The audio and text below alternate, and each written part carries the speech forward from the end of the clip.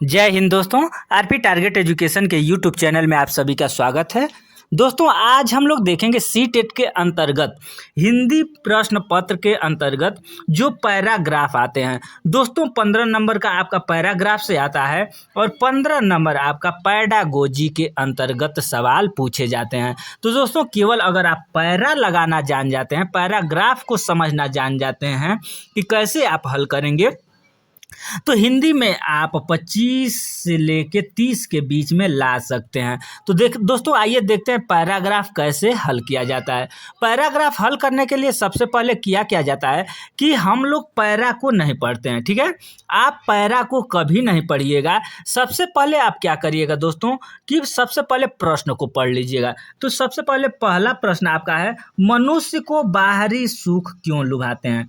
अब आप ध्यान दीजिएगा कि क्या प्रश्न पूछा है, मनुष्य को बाहरी सुख क्यों लुभाते हैं। तो दोस्तों हो सकता है कि आप ऑप्शन पढ़ेंगे तो आप क्लियर भी कर लेंगे कि सम्मानता के लिए, संपन्नता के लिए, भरे पूरे जीवन के लिए, अच्छे जीवन के लिए और आराम के लिए। अब इसको ऑप्शन को भी अगर पढ़ लेते हैं साथ साथ में, तो हो सकता है कि यहाँ से आपको 50% हल क्लियर मिल जाए। लेकिन और क्या किया जाता है, तो दोस्तों सबसे पहले ऑप्शन पूरे प्रश्न पढ़ेंगे। जैसे एक प्रश्न हमने पढ़ा, उसके बाद दूसरा, तीसरा, यानी जितने प्रश्न इसमें हैं इन सारे प्रश्नों को पहले पढ़ लेंगे। उसके बाद क्या करेंगे दोस्तों, उसके बाद से हम लोग जब पैरा को पढ़ना शुरू करेंगे यहाँ से, तो पैरा आप पढ़िए। और जो प्रश्न मनुष्य को लुभाते हैं, कौन ऐसा ये सुख है, बाहरी सुख क्यों लुभाते हैं, हमने प्रश्न में देखा था कि मनुष्य को बाहरी सुख क्यों लुभाते हैं। अब जब हम पैरा पढ़ना शुरू करेंगे तो दोस्तों इस पैरा में कहीं ना कहीं लुभाते मनुष्य यानी उस प्रश्न के अंतर्गत कुछ शब्द मिलेंगे। अब उसको हम लोग देखेंगे इसमें और रेखांकित कर देंगे कि कहाँ वो प्रश्न मिल रहा है, ठीक है। स्थूल एवं बाह्य पदार्थ सूक्ष्म एवं मानसिक पदार्थ एवं भावों की अपेक्षा अधिक महत्व के विषय नहीं है। जो व्यक्ति रचनात्मक कार्य करते हैं, समर्थ हैं, उसे भौतिक स्थूल लाभ अथवा प्रलोभन न तो लुभाते हैं और न ही प्रोत्साहित करते हैं। देखिए दोस्तों, यही आपका एक लुभाते हैं, यानी प्रश्न क्या पूछा था आपका, मनुष्य को बाहरी सुख क्यों लुभाते हैं। तो आपको यहाँ पर मिल जाता है कि लुभाना, यहाँ लुभाना आपको मिल जाता है। इसको आप ट्रिक लगा देंगे और पहला लिख देंगे, यानी जितना प्रश्न का सवाल था ये, तो आपका 91 नंबर का ये है, तो 91 नंबर यहाँ लिख देंगे। उसके बाद और पढ़ेंगे और जितने सारे क्वेश्चन आपके हैं, जहाँ जहाँ अपना जैसे मार्क्स जीवन भर निर्धनता से जूझता रहता है, इस तरीके से जब अगर प्रश्न पूछता है तो उसको भी हम लगा देंगे और यहाँ 92 प्रश्न लिख देंगे। जिस तरीके से जहाँ जहाँ प्रश्न के अंतर्गत वैसे मिल रहा है तो उसको आप ट्रिक लगा देंगे। उसके बाद फिर समझ करके उसका आंसर अगर देंगे तो आप क्लियर कर सकते हैं।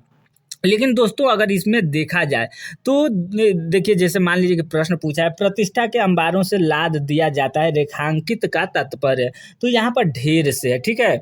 उसके बाद एक और क्वेश्चन, भली भांति निर्वाह कर चुका था, उपरोक्त वाक्यांश में क्रिया विषय। हाँ, अब आपको यहाँ भी बताना है दोस्तों, अगर इसमें से 9 क्वेश्चन पूछा है तो आपसे 5 प्रश्न से पूछेगा या 4 आपका पैरा से पूछेगा, और उसी पैरा के अंतर्गत आपसे 5 क्वेश्चन आपको पूछा जाएगा व्याकरण से संबंधित। जैसे क्रिया विशेषण इसमें पूछ दिया है, भली भांति निर्वाह कर चुका था, जिसमें क्रिया विशेषण क्या है, तो इसमें भली भांति क्रिया विशेषण है, ठीक है। नेक्स्ट हम लोग देख लेते हैं महत्वाकांक्षा। दोस्तों इसको भी हम लोग देखते हुए चलेंगे क्योंकि प्रश्न हो सकता है कि इस तरीके से आप पूछ दें, महत्वाकांक्षा किन शब्दों से मिलकर बना है, यानी महत्वाकांक्षा का संधि विच्छेद क्या होगा। तो दोस्तों महत्वधन आकांक्षा, ये आपका महत्वाकांक्षा का सही ऑप्शन है। महत्वधन आकांक्षा, महत्वाधन कांक्षा, महत्वधन आकांक्षा, ये सारे के सारे गलत हैं। महत्वधन आकांक्षा ये आपका सही हो जाता है। भौतिक लाभ किन्हें नहीं लुभाते हैं। दोस्तों ऑप्शन देखिए, भौतिक कार्य किन्हें नहीं लुभाते हैं। अब वहाँ पैराग्राफ में थोड़ा सा आते हैं कि भौतिक कार्य किसे लुभाते हैं। यहाँ पर देखेंगे आप लोग, कहीं हम लोग देखे थे कि भौतिक कार्य किसे लुभाते हैं। एक सेकंड, इसमें अब वही अगर पैराग्राफ में प्रश्न आप पढ़े रहेंगे और उसमें अगर इस जो पैराग्राफ आपके सामने दिखाई दे रहा है, ठीक है, दोस्तों इसमें हम लोग देख लेते हैं, ये में इसमें दिया है कि जो रचनात्मक व्यक्ति रचनात्मक कार्य करने में समर्थ हैं, उसे भौतिक स्थूल लाभ अथवा प्रलोभन तो लुभाते हैं और न ही प्रोत्साहित करते हैं।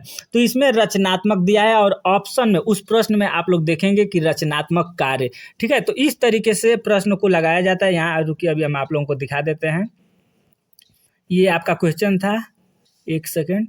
हाँ, ये यहाँ पे देखिए कि भौतिक लाभ किन्हें नहीं लुभाते हैं, तो भौतिक लाभ रचनात्मक कार्य करने वाले को नहीं लुभाते हैं। ये आपको ऑप्शन में वहाँ पैराग्राफ में मिल जाएगा। तो पैराग्राफ को देख करके आप सही से अगर ध्यान देंगे, पूंजी का रचयिता कार्ल मार्क्स कथन से संकेत मिलता है कि पूंजी का अर्थ है, तो पूंजी का अर्थ है एक ग्रंथ है, ठीक है। उसके बाद से देखेंगे विचारकों की एक विशेषता यह है कि उनमें क्या है, तो भौतिक महत्वाकांक्षाएं कम होती है। ये सब पैराग्राफ में सब कुछ दिया हुआ है, ठीक है।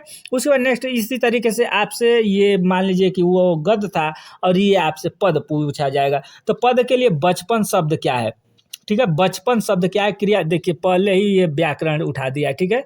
बचपन शब्द क्या है, तो पैराग्राफ पढ़ने से क्या फायदा, यहाँ पर ये भी ध्यान दीजिएगा। अब मान लीजिए कि बचपन शब्द क्या है, तो बचपन शब्द एक संज्ञा है, ठीक है। बचपन एक संज्ञा है। जब पर्यावरण क्वेश्चन उठाएगा तो आपको इसमें से नहीं मिलेगा। जैसे पहला हो गया। दूसरा है नंदन वंशी फूल उठी यह छोटी सी कुटिया मेरी, भाव है।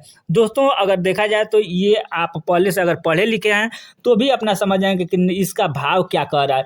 तो कुटिया में आनंद उमड़ जाना, कुटिया में सुंदर हो गई, कुटिया में शांति छा गई। उसके बाद चौथा ऑप्शन आपका है छोटी कुटिया बड़ी हो गई। तो इसमें कुटिया में आनंद उमड़ गई, आप इसको पढ़ेंगे तो भी आप क्लियर कर सकते हैं।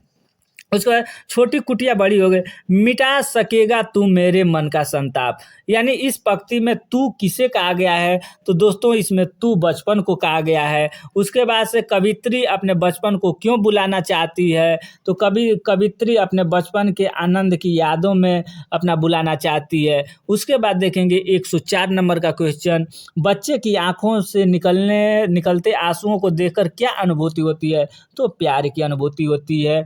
उसके व्याकुल व्यथा मिटाने वाली में प्रयुक्त अलंकार है, तो अनुप्रास अलंकार है। ये आपके ऑप्शन थे अपना ये क्या बोलते हैं गद और पद के लिए, ठीक है, गद और पद। अब दोस्तों नेक्स्ट हम लोग देखेंगे इसमें कैसे कैसे प्रश्न आते हैं जो कि पैडागोजी से संबंधित होते हैं। हिंदी में भी पैडागोजी के प्रश्न पूछे जाते हैं। तो सबसे पहला है यहाँ पर कि किसी भी भाषा पर अधिकार प्राप्त करने के लिए सबसे महत्वपूर्ण है, किसी भी भाषा पर अधिकार प्राप्त करने के लिए सबसे महत्वपूर्ण क्या है, तो दोस्तों सबसे महत्वपूर्ण उस भाषा का अधिकाधिक प्रयोग है, ठीक है। उसके बाद नेक्स्ट आपसे क्वेश्चन पूछा गया है, देखिए समावेशी शिक्षा से अंतर्गत पूछा गया है। समावेशी कक्षा में बच्चों की आवश्यकताओं को पूरा करने में भाषा शिक्षक के रूप में आपकी मुख्य जिम्मेदारी नहीं है, यानी नहीं है। समावेशी शिक्षा दोस्तों हम आप लोगों को बताते हुए आ रहे हैं, हर एक वीडियो में अगर इस तरीके से क्वेश्चन हम आता है तो बताते हैं कि जो शिक्षा होता है सामान्य बच्चों के साथ विशेष बच्चों को एक साथ एक विद्यालय में एक टीचर के माध्यम से एक टीएलएम के माध्यम से जो पढ़ाया जाता है वो समावेशी शिक्षा कहलाती है, ठीक है। तो बच्चों की भाषा संबंधी क्षमताओं को पहचान करना ये जिम्मेवारी है, और बच्चों की विभिन्न प्रकार के दृश्य सामग्री उपलब्ध कराना ये भी जिम्मेवारी है, और बच्चों का आकलन करते समय अति उदार बनना ये जिम्मेवारी नहीं है, और विभिन्न आवश्यकताओं वाले बच्चों के लिए उपलब्ध संसाधनों की खोज करना ये जिम्मेवारी है, ठीक है। नेक्स्ट नंबर का जो क्वेश्चन है 108 नंबर, दोस्तों ये पढ़ने की संस्कृति के विषय में क्रम में पठन को प्रोत्साहित किए जाने की आवश्यकता है, तो ये व्यक्तिकता है, ठीक है। उसके बाद नेक्स्ट है 109 नंबर का क्वेश्चन, भाषा की पाठ्य पुस्तक में सबसे महत्वपूर्ण पक्ष है, ठीक है। जो भाषा होती है उसके पाठ्य पुस्तक में सबसे महत्वपूर्ण पक्ष क्या है, तो पाठों का उद्देश्यपूर्ण चयन, आकर्षक चित्र, अभ्यासों का बहुलता, कागज की गुणवत्ता, ये सब तो हैं ही। अगर सबसे बेस्ट हम लोगों को सबसे बेस्ट क्वेश्चन ढूंढना होता है तो पाठों का उद्देश्यपूर्ण चयन इसलिए कि जो हमें पढ़ाना है, जो बच्चों को हमें देना है, बच्चों के लेवल के अनुसार, जैसे क्लास 2 का बच्चा है तो क्लास 2 के बच्चे को हमें क्या पढ़ाना है उस पाठ की उद्देश्यपूर्वक चयन होना चाहिए। नेक्स्ट हम लोग देख लेते हैं दोस्तों, प्रश्न क्या पूछा है। समग्र भाषा पद्धति पर आधारित कक्षा बच्चों के भाषाई विकास की स्पष्ट समझ पर बल देती है। यानी समग्र यानी सभी भाषा पर आधारित। जैसे मान लीजिए कि कोई आप क्लास ले रहे हैं और उस क्लास में सभी भाषा का प्रयोग किया जाता है, तो वो कक्षा कैसा होता है, वो भाषाई विकास की स्पष्टता समझ पर बल देती है, न कि गतिविधियों के आयोजन पर बल देती है, बाल साहित्य को पढ़ाकर सुनने पर बल देती है और सभी भाषाओं को सीखने पर बल देती है। ये सब गलत है और ये आपका सही। नेक्स्ट 111 दोस्तों, 111 नंबर का कोई विद्यालय के बाहर का जीवन और वहाँ प्राप्त ज्ञान एवं अनुभव भाषा सीखने के लिए आवश्यक प्रेरणा देते हैं, क्योंकि समृद्धि भाषिक परिवेश मिलता है। नेक्स्ट प्रश्न है दोस्तों, देख लीजिए आप लोग। पहली कक्षा में प्रवेश लेने से पहले आमतौर पर बच्चे क्या होते हैं, तो स्व अभिव्यक्ति जानते हैं, यानी स्व पठन लेखन में दक्ष होते हैं। नहीं, ये गलत है। भाषा के व्याकरणीय नियम जानते हैं, गलत है। तुतला कर बोलते हैं, ये भी गलत है। दोस्तों अगर देखा जाए तो सब बच्चे तुतला करके नहीं बोलते, कुछ बच्चे तुतला करके बोलते हैं, लेकिन वह स्व अभिव्यक्ति जानते हैं, अपने द्वारा अभिव्यक्त क्या करना है क्या नहीं करना है ये उसको पता रहता है। 113 नंबर, सुरभि अक्सर ड वाले शब्दों को गलत तरीके से उच्चारित करती है, आप क्या करेंगे। यानी उसे ड वाले शब्दों की सूची पढ़ने के एवं लिखने का अभ्यास करने के लिए देंगे, उसे ड वाले शब्दों की अपने पीछे पीछे दोहराने के लिए कहेंगे, उसे सहजता के साथ अपनी बात कहने के लिए प्रोत्साहित करेंगे, उसे ड वाले शब्दों की सूचना पढ़ने और बोलकर अभ्यास करने के लिए देंगे। ठीक है, तो अगर देखा जाए तो ये उसे सहजता से, यानी जो बच्चा अपने से करना चाहता है उसको उसी तरीके से करने देना चाहिए, उस पर कोई भी थोपा थोपी नहीं करना है। ठीक है, अब देखिए 114 नंबर का जो क्वेश्चन है, प्राथमिक स्तर पर पढ़ने की क्षमता का आकलन करने की दृष्टि से सबसे अधिक महत्वपूर्ण क्या है, तो सबसे विराम चिन्हों का ज्ञान होना चाहिए, पढ़ने में प्रवाह, अर्थ का निर्माण और वर्णों का पहचान। तो इसमें सबसे उचित आंसर है अर्थ का निर्माण होना चाहिए। उसके बाद नेक्स्ट जो क्वेश्चन है 115 नंबर, दोस्तों भाषा की कक्षा में कहानी सुनाने का मूल उद्देश्य क्या है। यानी जो हिंदी भाषा है, मान लीजिए तो हिंदी भाषा है और आप जो कहानी सुनाते हैं उसका मूल उद्देश्य क्या होता है, तो बच्चों की काल्पनिक शक्ति का विकास करना, बच्चों में सुनकर दोहराने की आदत का विकास करना, बच्चों की अनुशासन में रखना और बच्चों का मनोरंजन करना। दोस्तों अगर देखा जाए तो बच्चों को क्लास में हम लोग कहानी इसलिए सुनाते हैं, जैसे मान लीजिए कि आपको कहानी बताना है शेरशाह सूरी का मकबरा, ताजमहल, आगरा का लाल किला, इस तरीके बीरबल अकबर की कोई कहानी या कुछ भी उस तरीके से कहानी अगर आप बताते हैं, सुनाते हैं, प्यासा कौवे की कहानी इत्यादि जो भी कहानी आप बताते हैं, तो उन कहानियों से बच्चों में कल्पना शक्ति का विकास होता है। नेक्स्ट क्वेश्चन अब हम लोग देख लेंगे 20 नंबर का क्वेश्चन। दोस्तों 20 नंबर का क्वेश्चन का है, जब वयस्क सहयोग में सामंजस्य कर लेते हैं तो वे बच्चे वर्तमान स्तर के प्रदर्शन में स्वाभाविक क्षमता के कारण की तरह प्रगति को सुगम बनाते हैं, इसे कहा जाता है, तो इसे सहयोग देना कहा जाता है। ठीक है, नेक्स्ट क्वेश्चन दोस्तों देख लेते हैं 116 नंबर क्वेश्चन। तो इसमें ये क्या चीज़ है, इसको आप लोग देखेंगे थोड़ा सा, एक सेकंड। 116 नंबर का क्वेश्चन था ये। प्राथमिक कक्षाओं में बच्चे बहुत कुछ लेकर विद्यालय आते हैं, जैसे अपनी ... अपने अनुभव, दुनिया के देखने का अपना दृष्टिकोण आदि।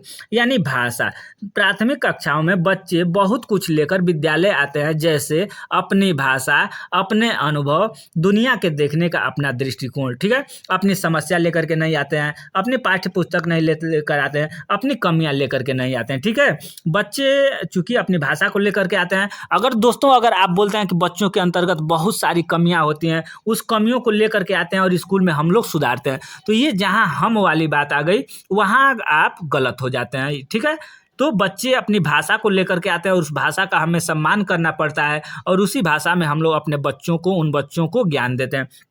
नेक्स्ट 117 नंबर, बच्चों की मौखिक अभिव्यक्ति के विकास का अर्थ यह नहीं है वाद विवाद में बेझिझक होकर बोलना, कहानी सुनकर शब्दांश दोहराना, अपनी कल्पनाओं की मौखिक अभिव्यक्ति और बातचीत में सक्रिय भागीदारी का निर्वाह करना। दोस्तों इसमें कहानी सुनकर शब्दांश को दोहराना ये आपका बिल्कुल सही हो जाता है। 118 नंबर क्वेश्चन है कि भाषा की कक्षा में यह जरूरी है कि भाषा शिक्षण का भाषा पूर्ण ज्ञात हो, यानी भाषा शिक्षक भाषा का पूर्ण ज्ञाता हो और भाषा शिक्षक बच्चों की उच्चारणगत शुद्धता पर विशेष ध्यान दे। भाषा शिक्षक बच्चों की वर्तनी को बहुत कठोरता से ले और स्वयं भाषा शिक्षण की भाषा प्रभावी हो। तो ये आप स्वयं भाषा शिक्षक की भाषा प्रभावी होनी चाहिए। अगर शिक्षक की भाषा प्रभावी स्वयं प्रभावी नहीं होगी तो बच्चों को समझा नहीं सकते हैं। देखेंगे 19 नंबर का क्वेश्चन दोस्तों, प्राथमिक स्तर पर बच्चों की भाषाई क्षमताओं का विकास करने का अर्थ है भाषा प्रयोग की कुशलता पर अधिकार। ये नहीं कि भाषिक संरचनाओं पर अधिकार, भाषा अनुकरण की कुशलता पर अधिकार और भाषिक नियमों पर अधिकार, ये नहीं है। भाषा प्रयोग की कुशलता मानो हमें भाषा का किस तरीके से प्रयोग करना है, इसका उस कुशलता पर हमें। नेक्स्ट क्वेश्चन है 120 और आज के सेशन का लास्ट क्वेश्चन है दोस्तों, व्याकरण शिक्षण की आगमन विधि की विशेषता है। तो व्याकरण शिक्षण की आगमन की विशेषता यहाँ देखेंगे तो ये चौथा है, पहले उदाहरण प्रस्तुत करना। यानी बच्चों को अगर आगमन विधि में हम लोग देखते हैं तो बच्चों को सबसे पहले उदाहरण प्रस्तुत करते हैं, उसके बाद उन लोगों को अपना जो हमारा सब्जेक्ट रहता है वहाँ ले जाते हैं और निगमन विधि में पहले सब्जेक्ट रहता है वहाँ से ले करके हम शुरू करते हैं, बाद में हमें बच्चों को उदाहरण प्रस्तुत करते हैं। तो दोस्तों वीडियो आपको कैसा लगा? वीडियो अच्छा लगा हो तो वीडियो को लाइक करें, शेयर करें तथा चैनल पर पहली बार विजिट करें तो चैनल को सब्सक्राइब करके बेल आइकन को दबा लेंगे। और एक बात और है दोस्तों कि यहाँ पर इस चैनल पर आप लोगों को हम पर्यावरण का ईबीएस जो आपका बुक होता है ईबीएस का एनसीईआरटी आधारित हमने 3 वीडियो में पूर्ण टॉपिक को कवर किया है। तो अगर नहीं देखे हैं तो इस वीडियो के डिस्क्रिप्शन में नीचे हम लिंक दे रहे हैं, वहाँ जा करके आप देख लेंगे। धन्यवाद।